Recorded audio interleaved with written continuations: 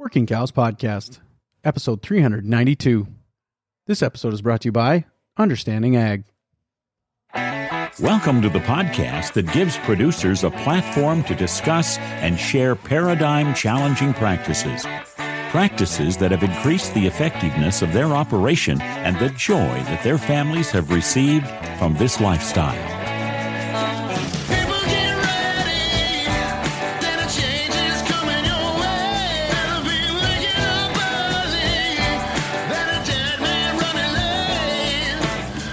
Howdy, everybody. This is Clay Connery, host of the Working Cows Podcast, recorded exclusively in the Understanding Ag studios, and this episode is brought to you by Understanding Ag. We've been fortunate to feature a number of Understanding Ag's regenerative farming and ranching experts on the podcast over the years. In that time, Understanding Ag's reputation for helping producers understand and successfully and profitably apply money-saving regenerative principles and practices has only grown. And there are two primary reasons for that. First, Understanding Ag's consultants are farmers and ranchers who've been there, done that on their own regenerative farms. And second, Understanding Ag's consultants aren't in the business to sell you costly inputs. They get no commissions and you get no pressure, just profit-building solutions for your operation. Learn more at understandingag.com and discover the hope in healthy soil.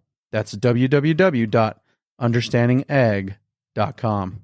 Very excited to be joined once again by Amber Bell. She is started a new podcast, and she's working for an organization, a media organization up there in Canada, and wanted to have a chat with her about the new podcast, what it's all about, and what she has been focusing on, some of the things she's been learning. She's broadening her horizons a little bit and getting a view of different parts of even the beef sector than she had been familiar with previously. So, Amber, welcome back to the Working Cows Podcast. Thanks for joining me again.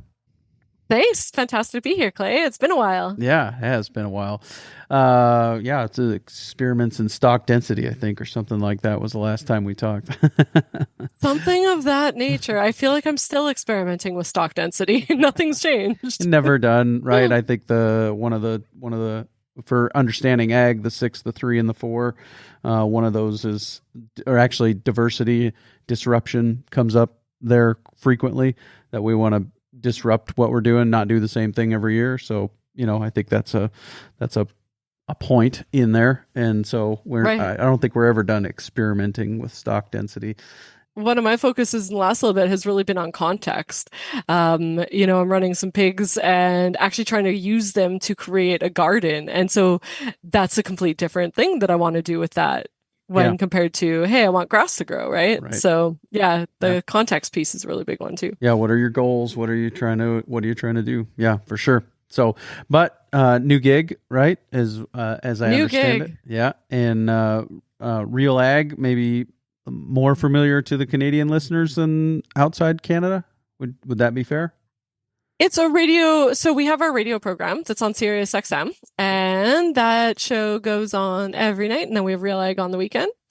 And yeah, I think probably it's been a lot of Canadian based. We started up in Canada, but we're North American wide now. And I know a lot of people like following Wheat Pete Johnson, and we have quite the personalities at Real Agriculture. So yeah, that's where I've been. And just started up a podcast called Ruminating with Real Ag.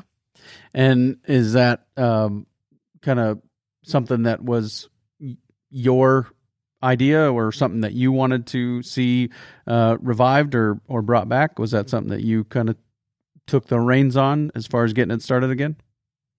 I am taking the reins on starting it. However, it was something that Real Agriculture was running a while ago with a different host, and it's been kind of just sitting there for the last little bit. And so I was super excited when they asked if I would want to take that on, because, of course, as you know, I love cattle and I love talking about cattle, and this will kind of be a little bit of everything within production methods. Our first episode launched September 25th, and it was on genetics. And so the truth is, I don't always I don't always find my fit within genetics. I'm kind of like, okay, I see the importance, but not the most interesting topic for my own personality.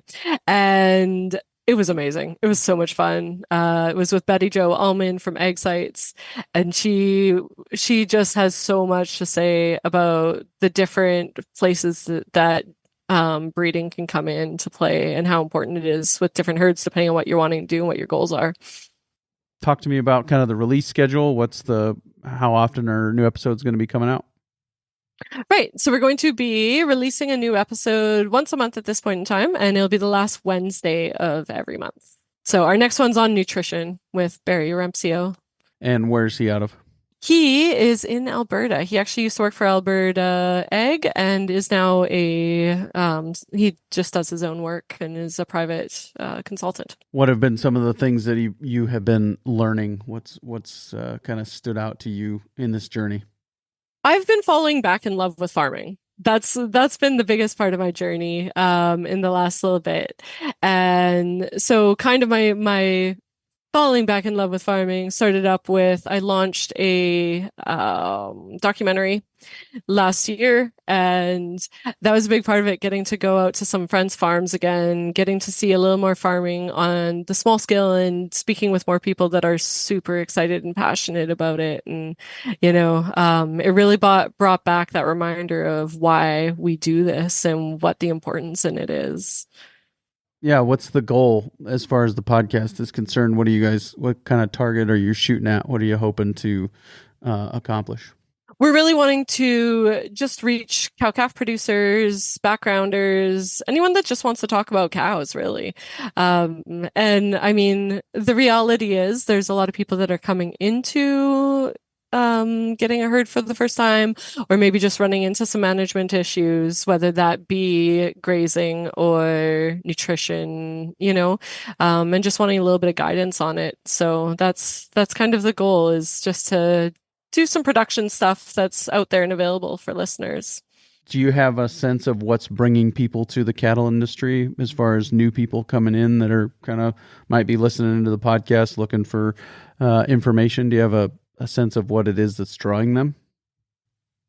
Within my networks, I have seen a lot of people that are wanting to be a little more food sovereign. And so, and that's just, that's not, there's no stats on that, I don't think. But I have definitely seen within my networks, there are a lot of people that want to be more food sovereign. A lot of people are wanting to try raising cows for the first time. And then, of course, we have the guys who've been running cow-calf all the time. But as you know, we never really stop learning in this industry. It's a nonstop, right? So I think there's something there for everybody. Yeah, I've quoted him many times, but my dad has a friend who always says the learning curve continues to be straight up. Yes, I like that. It's for sure. Yeah. Where are you? What are some of the topics that you think will be ones that you'll be covering in the next few months? What are some of the things that you said you have nutrition coming up? Do you kind of have a schedule or a calendar put together of things that these are the things we're going to focus on? Yeah, a little bit. So like I said, we did genetics, nutrition, and specifically nutrition without wintering, which is a term that I actually heard for the first time this year. But wintering is basically not in a pen. Mm-hmm. So that's what that one's going to be based on. We have one coming up with Kelly Sidoric, and that'll be in November. So that one is on grazing management, and kind of that holistic management idea.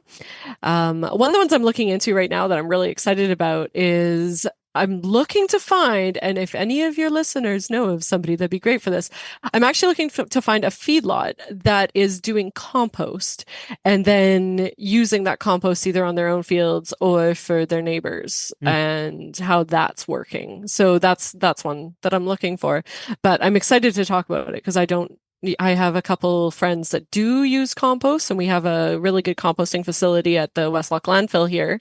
And Dr. Derek McKenzie has been working on a lot of studies when it comes to what exactly that's doing to the land. And then my friend Colby is putting it out onto his land and using it to grow crops. So it's interesting to hear feedback from him. So definitely looking for something of that nature. Yeah, so a lot of topics of in that way. I'd like to do something on calving and winter versus spring calving is one of the topics I have lined up. So a whole bunch of stuff happening. Sure. Do you want to hear my theory on the difference in languages or the difference in terms in the East versus the West? And I think it probably holds true somewhat in Canada as well. I'm more confident in as far as the United States are concerned, but I have a theory about that. Okay, what's your theory? I have to hear this. So my theory is that east of the 100th meridian, the influence is from Europe, and not from Europe, from England. And so then west of the 100th meridian, the influence is from Spain. And so in east of the 100th meridian, we have farms and we talk about outwintering cattle. And west of the 100th meridian, we have ranches and we talk about, grazing through the winter or whatever. We don't really think about, we wouldn't even consider locking an animal up through the winter. We might haul more feed to them in one operation versus another, but we wouldn't consider locking them up because that's not what any of our neighbors do. And I think a lot of that is because of soil differences in the East versus the West, where they've got maybe lighter soils in the East, where they can do more damage being out there in the winter when it's muddy, maybe not frozen, versus the West where it might be more frozen in some of those places. So that's kind of my theory, that we've got a difference in influence from our histories, right? The English influence in some of those more Eastern contexts, and then the Spanish influence in some of the Western contexts. So interesting. And that kind of makes sense. I think the moisture also has a big part to play. Like I was in British Columbia and looking at some of their strategies. And I mean, they feed out on concrete because it's so wet out there, like all the time. Right. Yeah. So yeah. And I guess coming from England and those areas would be really wet as well. Right. Yeah. So that's what kind of helped. There's been a few different experiences throughout the podcast that have helped that click for me. One of them was talking to Buck Brannaman, who's a horse trainer, and he talked. We just talked about the history of the vaquero style of horsemanship and how it all came from Spain and the Spanish missions up the California coast, and so that kind of helped. But even before that, way back, like before even episode 100 with Bob Havard, I think he was episode 98. He told me that he was kind of a radical in England because he outwinters his cattle, and I'd never heard that term before. Yeah, I had never heard the term before this year either, and I'm like, it makes sense. Like we talk about swath grazing, we talk about bale grazing, and but to have one term to kind of encompass them all really does make a lot more sense. It's easier. Yep. So yeah, the hopes is that we'll do a few topics on that because I think it is important, and there's different, especially with the push for cover crops right now. So there will be some cover crop stuff as well. Yeah, and I think that you're in Canada. There's more winter in Canada than other places, and so you've got a wealth of people around you to help you think about outwintering, right? There's a lot of winter. I think we did hit 35 degrees last night, or possibly lower. Yeah. For the first time. So this was the first time there was frost on my windshield this morning. Right. That was not a fun time. Like, no, it's too early still. Yeah. No, we're just having our typical September, October windy day. As I don't know, something about the shift from one season to the next. You've always got to have a week where it's just windy all week, and today's one of those the winds days. of change. Yeah, right. Bringing in new seasons. Yep, that's where we're at. So, yeah, Kelly Sidoric will be great. Really enjoy talking to her. She's I got a chance to meet her when I was in Canada, and really enjoyed that very much. She's a neat lady. She's incredible. I absolutely adore her. So it was a lot of fun getting to talk. We did a soil school with her as well. And 10 minutes just wasn't enough time. Not even a little bit. Right. I feel No like doubt. the hour wasn't enough time. Where are most of the people that you'll be interviewing coming from? Are they kind of spread out and well represented across North America? All over the place. Right now, I have a lot of people in Alberta, but that's mainly because that's where my network is here in Alberta. But I am looking for people down the States, all over the place. We want all of North America involved in this. Yeah. What are some of the challenges facing today's agriculturalists that you think are going to be topics that you'll tackle? Weather's a big one.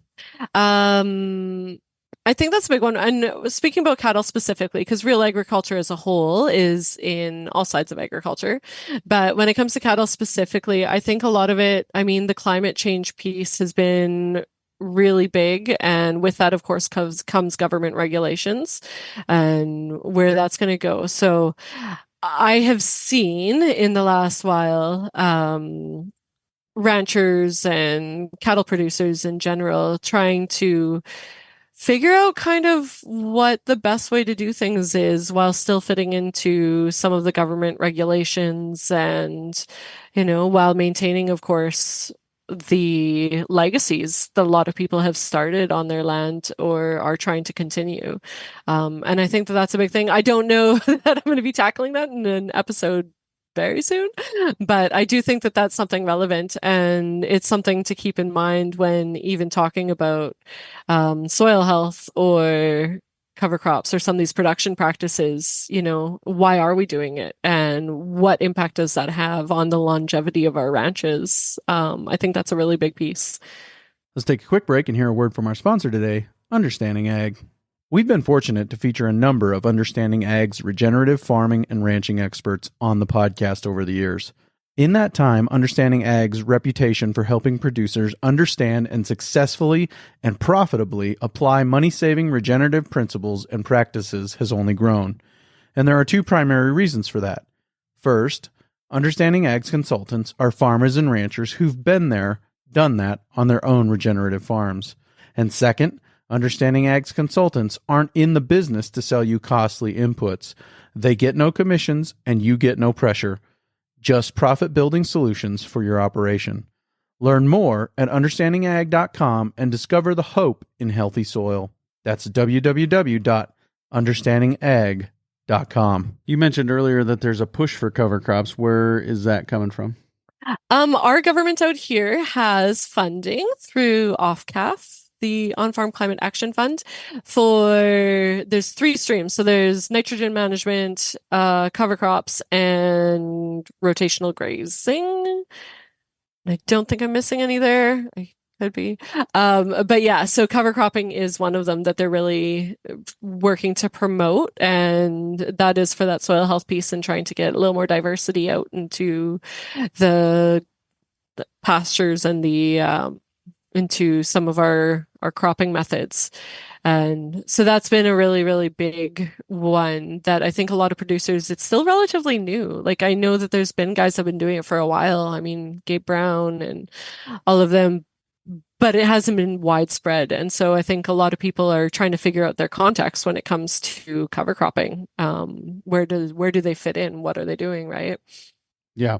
Yeah. And how are you seeing that implemented, in that context? Are you seeing some of that grazed, or is it a lot of it? I learned a new term when I was in Canada, rolling green. Are they green manure? Are they rolling it down? How is it?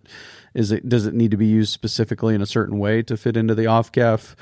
Kind of how they'd like to see it used. Right. I'm not an expert on the funding.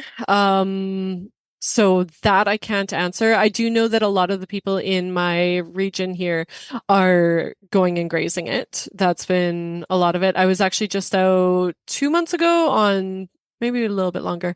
I was out on this corn crop. And so the producer, Byron Long, was working with wider corn row spacing.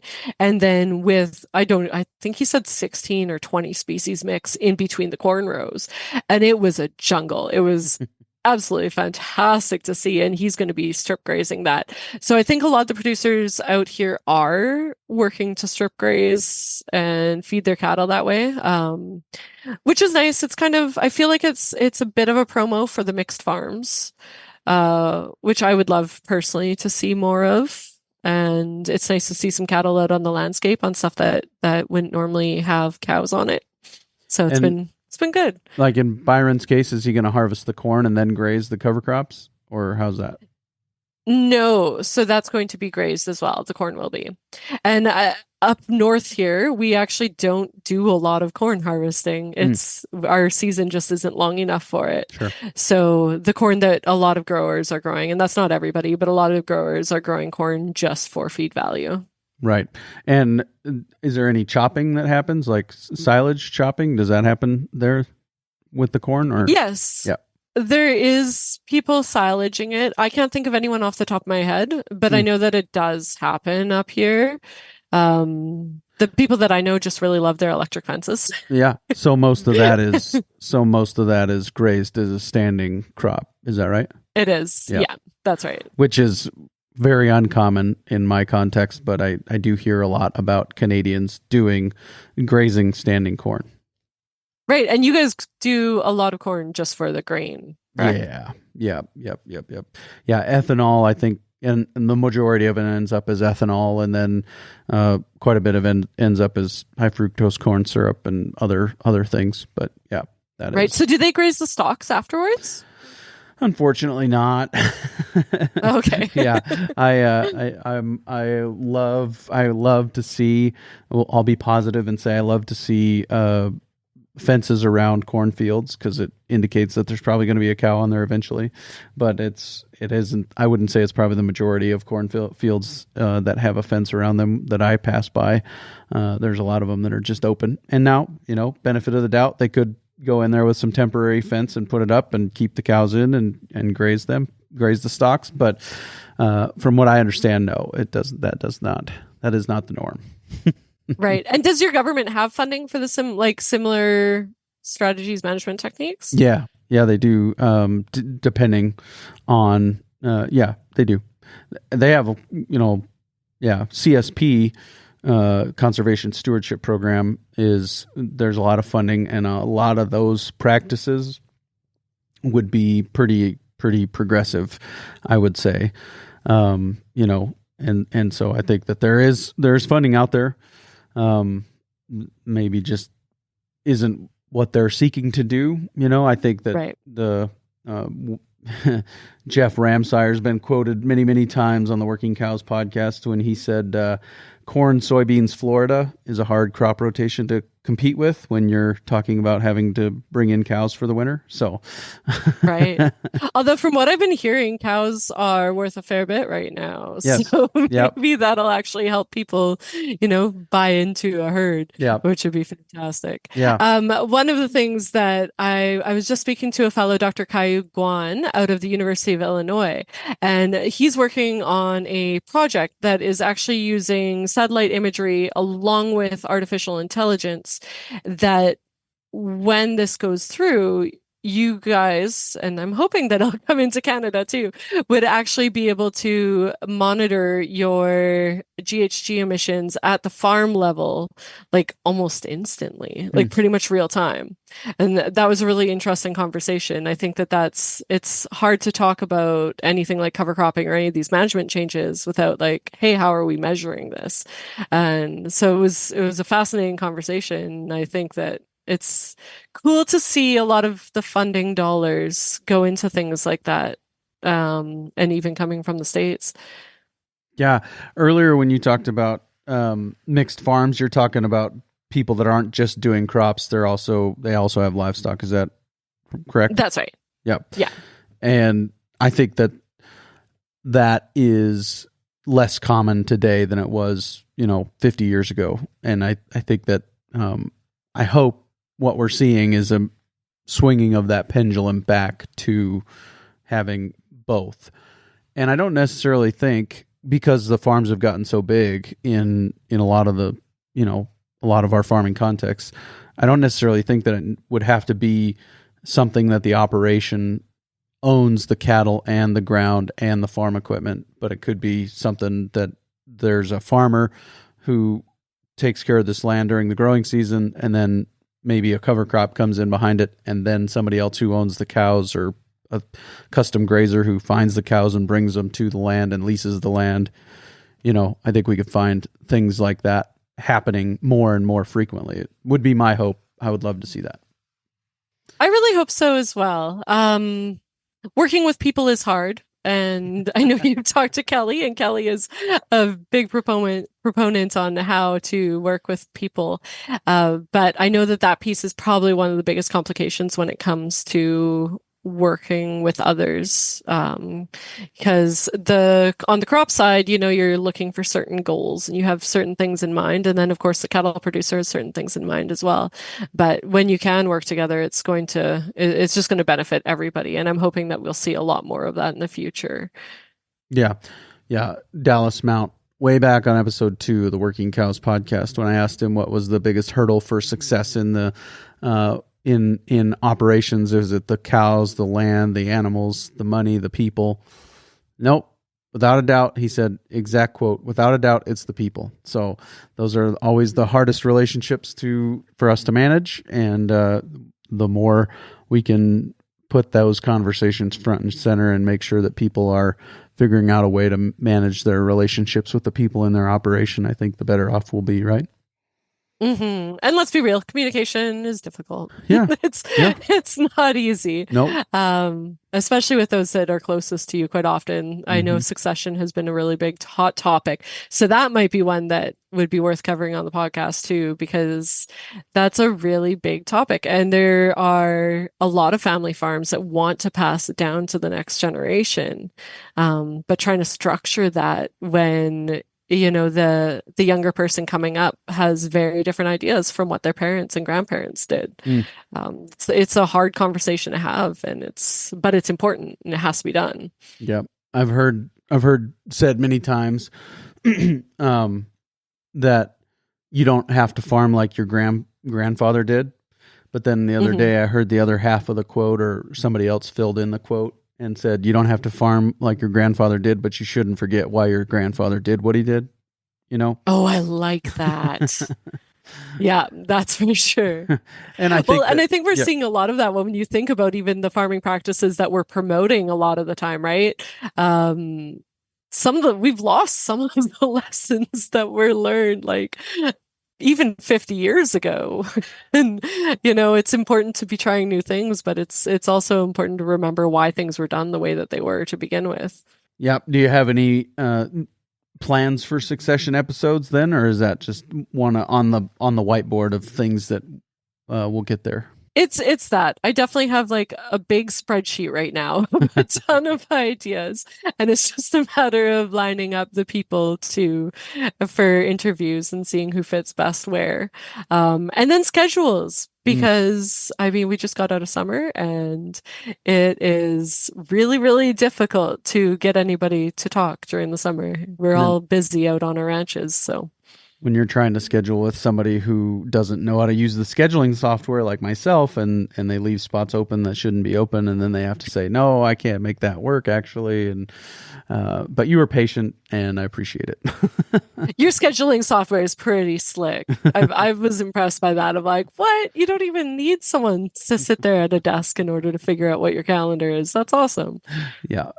If I use it right, it's really helpful, but sometimes I forget to mark off days that I'm not going to be available. So anyways, but yeah, it is fun. It is good network expanding experience. I would imagine that you're having the same experience, right? Your network is growing through this new adventure. By leaps and bounds. And it's actually been so much fun just to even hear what, some of the growers are doing. Because I don't have a big background on the crop side. So getting to learn exactly what they're doing and why. And I love bugs. So I've gotten to do a lot of interviews with entomologists, and that's always a good time. Yeah, there's nothing like sitting down for a drink with an entomologist, I'll tell you. Those sentences probably aren't said very often. I got to interview an entomologist. That's a good time. It's such a good time. It's so exciting. Did you know? Okay, this is one for you. You know what an aphid is, right? They're really Yeah. cute, kind Mhm. of. They're also really hard on crops and plants and stuff in general. Did you know that a female aphid is born with two generations of aphids inside her that are females? Huh. I did not know that. So if you kill an aphid, you're killing three generations. Huh. That's a yeah. That's a tough critter to compete with. They're made to multiply. Right? Yeah, that's fascinating. I have confessed many times on the Working Cows podcast that I am row crop illiterate. And so what have been some of the things you've been learning on that front? Aphids was one of them, for sure. I have learned a lot about the way canola grows. So Real Agriculture does canola schools, wheat schools, pulse schools, soil schools, a little bit of everything.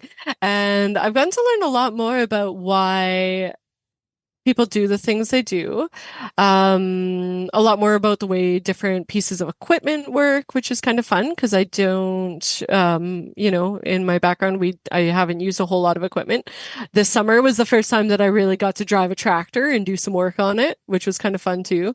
That was around the ranch here. And yeah, so it's been a lot of learning about just some of the things that are affecting growers and how important rotation is. I think that that's probably been the biggest one. Most of the disease and pest issues that you hear about in crops could be fixed with rotating what crop you're growing. Do you see that changing? Do you see people moving more back to, or maybe just to for the first time, a more diverse rotation? It's just a perspective, in my opinion. But I do feel like people want to, however, there are bills to pay. Yeah. And that's a really tough one, especially when we've had a number of tough years when it comes to weather, it's can be hard to justify. And I mean, we see that in grazing cattle and stuff, right? Like it can be hard to justify leaving a whole bunch of residue when there are bills to pay and cows need to be fed. That's probably one of the things I've learned is that there's a lot of similarities between the two different sides of agriculture. Just you really do need to consider the fact that I honestly believe people are doing their best, no matter what industry you're in. And, sometimes you have to make decisions for the soil. Sometimes you have to make decisions for the people. Sometimes you have to make decisions to pay the bills. And it's a tough go. And a lot of those bill paying decisions, right, wrong, or indifferent in our current climate, I think a lot of those bill paying decisions are made at a policy level from federal governments, right? I mean, when it comes right down to it, in a lot of cases, the subsidies are what make those things work, but they also kind of end up being a somewhat guaranteed, I'm going to have some income at least. Yeah, it's hard. And I mean, like our producers out here have faced, like, especially the grain growers, have faced a lot of challenges this year alone. Like we had a rail strike, we've had the ports on strike in the last little bit. And if things aren't going to market, like it's a challenge. It's a lot. Yeah. Yeah. So it gives you a lot of grace for people, it's kind of like, okay, we're all out there doing our best. Right. Yep. Have you seen people, or seen scenarios where people have made that transition, successfully, or do you have examples, that would help people say, oh, there's a pattern I can follow to, get back to a more diverse operation with the livestock incorporated and more diversity in the rotation? Have you come across those kinds of stories? Well, I do think that the push for cover crops has been doing a lot of that. Because I mean, if there's an option to grow something else and then a reason to put livestock on it, you're probably going to put livestock on it. I have a neighbor here who has crops, and they've been working with a custom grazer and have been grazing off, in the winter, grazing off crop residues and stuff, which it's been kind of give or take for them. Same with another neighbor that was doing similar things. So he was bale grazing on cropland, and it's usually comes down to trying to just figure out what's best for all the people involved. And it's a learning curve for everybody. But I think that a lot of people are trying. The Hutterite colony near me has cows on their cropland, and they're grazing their crop residues. And I think we're seeing a lot more of it, like those mixed farms that we were talking about, Clay. I think that those mixed farms are trying a lot more of these things because, of course, you have the cows to use and you have the livestock. When there's not as much livestock on the land, it's really hard to even experiment with anything at that point. Mm-hmm. Yeah, and like you said, the prices right now make it harder to get into livestock. I mean, it makes it more attractive because the prices are good, but it also, that upfront investment is a big capital outlay too. It's like, oh, that's a lot. So it's hard. And yeah. then the land base, like I really feel for any young farmers that are up and coming and wanting to, or not young farmers, but maybe people from the cities and stuff that want to get into farming. I mean, I don't know what your land prices are there, but man, they're really high here and it'd be really hard to justify buying a piece of land. And then, there's fencing costs, and then there's a learning curve cost. That's pretty crazy too. So it's a challenge, I think, but I am seeing some really good, there's more and more cows on cropland out here, and it's neat to see. It's a lot of fun to see the diversity. And so even when we speak of our crop growers, they do usually do like canola, wheat, and try to throw some other things in there. And I think it's gonna take off more and more as there's more attention given to the soil health aspect. And I do think like work like Dr. Caillou Guan's down south, and there's some people up here that are working on figuring out what exactly that carbon sequestration method is, how much better it is for the soil when you're doing rotation and getting some diversity out there. I think as that becomes more well known, more people are going to jump on board and want to try it.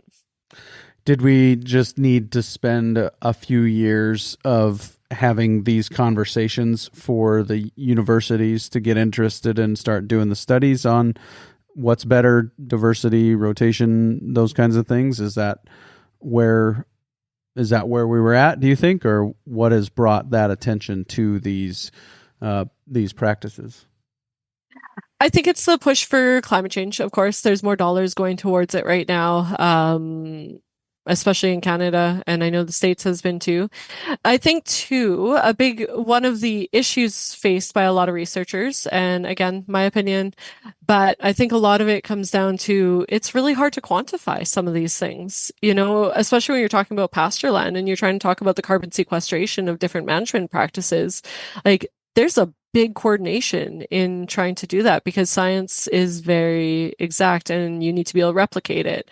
And we can't replicate one year from another, never mind pieces of land and elevations and I could go on. Management practices. Like, I don't know that any producer exactly imitates another, right? So you put in all that together and it just doesn't lend itself nicely to science. And I think that it's just been how do we figure this out? How are we going to quantify it? What does that look like? And I do think that technology is making a bit of a difference in that. Like I said, satellites and being able to figure out exactly how much ground is covered and what amount of photosynthesis you're getting. I think that there's tools like that are coming available, but I do think we're still trying to figure out, okay, there's a lot of producers that are seeing things on the ground as they try new things, but how do we quantify it and what does that look like?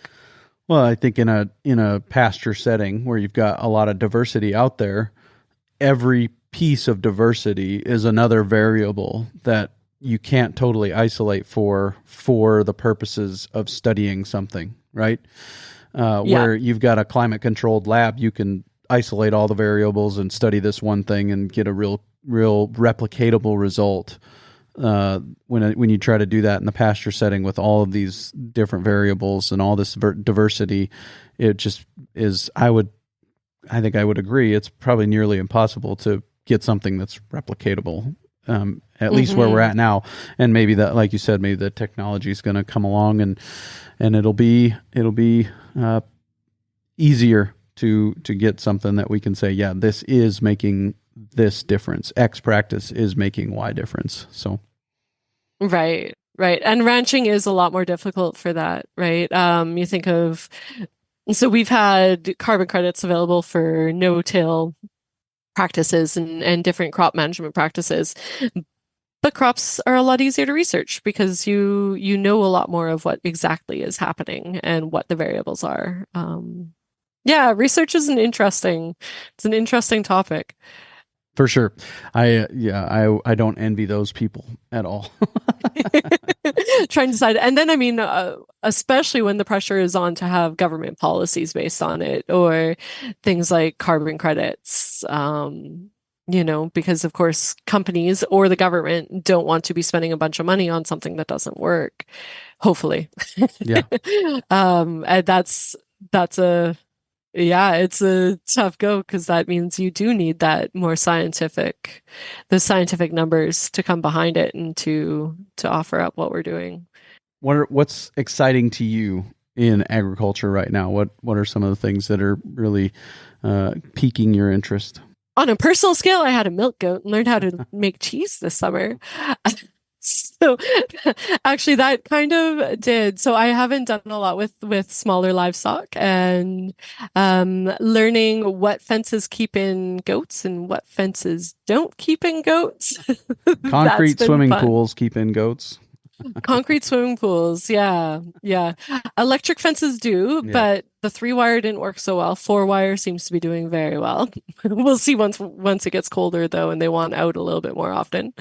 So that's really interesting. And I do think, like, of course, my passions have been in soil health and in bugs. And so a lot of that continues along the way, and just the nonstop learning, like I said, whether it's learning about cropping systems and why people are doing what they're doing. I really like the people piece. I love to understand the why of things and where we're coming at from them, and it just gives a lot more context to everything that we do. Sure. Yeah, very good. Where can people go to find the Ruminating with Real Ag show? So can find it at realagriculture.com, or on YouTube by just searching Ruminating with Real Ag, or on our YouTube channel, which is Real Agriculture as well. And the podcast will be available on Spotify, and I know Google Podcasts has switched over to YouTube Music, and so we're still kind of playing around with that, but it is on there as well. Very good. And Apple Podcasts as well, I'm assuming? I'm quite sure Apple Podcasts too. Yeah, that's a good idea. They're not as big as they used to be, but they're still the biggest dog in the pack for sure. So, right. Yep. We will have links to that in the show notes page for today. So, Amber, I appreciate your time today. Thank you. Thank you so much. It's been a blast, Clay.